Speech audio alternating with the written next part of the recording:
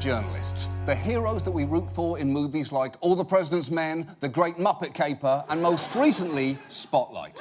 As aspiring journalists, it is our job to report the truth to the public.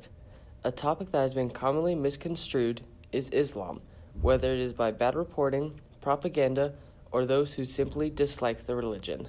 But there is a tremendous hatred, and we have to be very vigilant, we have to be very careful, and we can't allow people coming into this country who have this hatred of the United States. I guess the question is... And of people that are not Muslim. The problem lies in the constant association of violence with the religion and its people. There is an overall lack of popular and positive coverage about the Islam religion in mainstream media today. Studies conducted by the University of Michigan show that a positive or even neutral coverage of the culture lowers the perception of Muslims as aggressive or violent. This positive association is especially strong with liberals compared to conservatives. Islam is a political system that is intent on world domination. It isn't a, quote, religion as such. It is a political system masquerading as a religion. One of the issues that arises from the constant negative media coverage is the idea of correlation versus causation. Being a Muslim does not make you a terrorist, but that is the rhetoric that is covered over and over again. This tactic instills fear and ignorance into the public as well as into the politics. The controversy involves a proposed Islamic center slated to be built where a vacant clothing store now sits, just 2 blocks from the World Trade Center site. Opposition has come from several quarters, including some families of 9/11 victims. They can have that mosque, but have it somewhere else.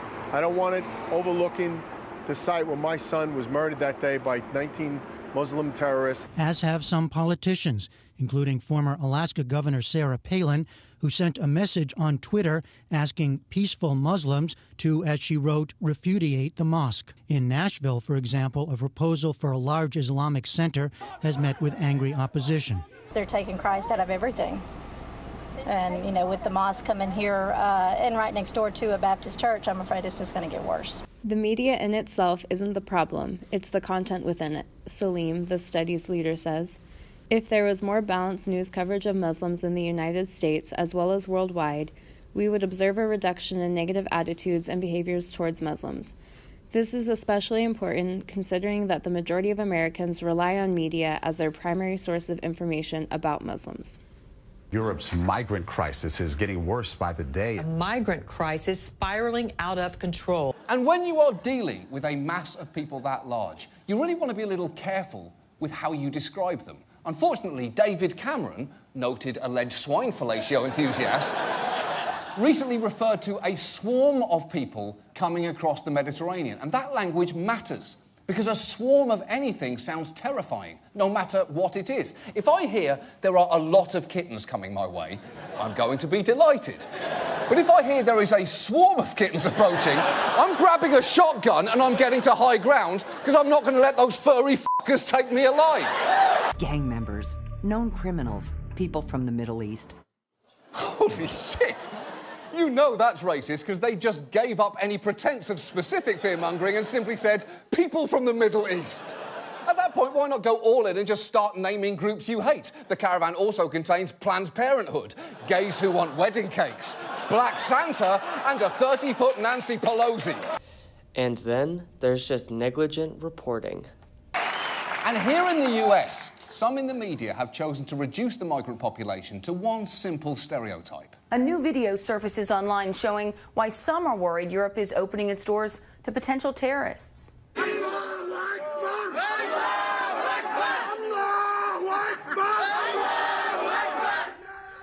Those are reportedly Muslim refugees on a train in Europe chanting Allah Akbar or God is great. Now, to be clear, we're not saying that any of those people are terrorists or in any way affiliated with a terror group, but it does highlight just how many of these refugees who are fleeing violence in Iraq and Syria are Muslim. Okay. First, you don't get to claim that you're not calling those people terrorists when your lower third says terrorists inbound, ?